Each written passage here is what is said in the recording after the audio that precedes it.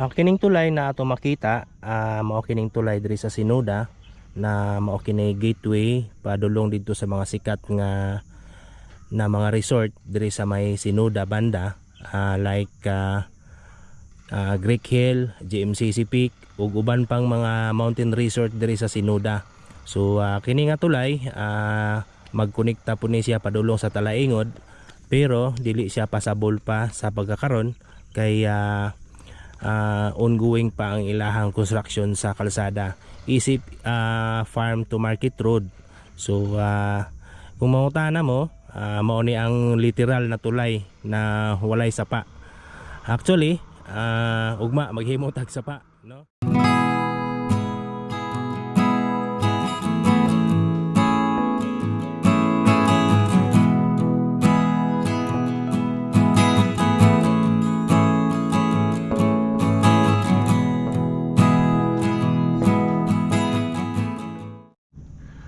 Actually kini nga tulay, dati ni siya na natural na kalsada sa una, no, before.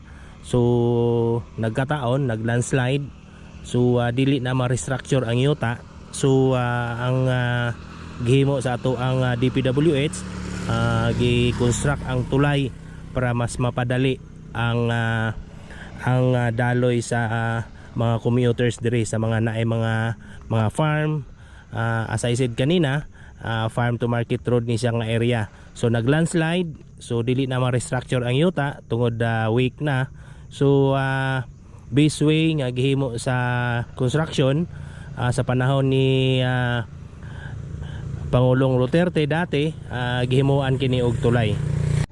So dati wala pa ning tulay, pag panahon sa landslide, kini nga rough road nga kalsada diri pa moagi ang mga commuters, no.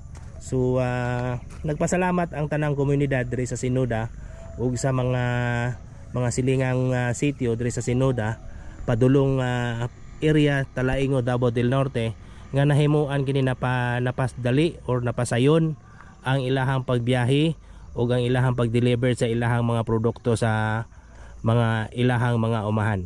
Sa mga naka-experience diring kalsada na medyo struggling ang ilang pagbiyahe, sa mga riders, mga kaigsoona natong riders nga nagbiyahe diri, nga may bisita diri sa may GMCC Peak, Greek Hill, medyo na sila struggling diri gamay, ang uban nangatumba, nangamumo, no.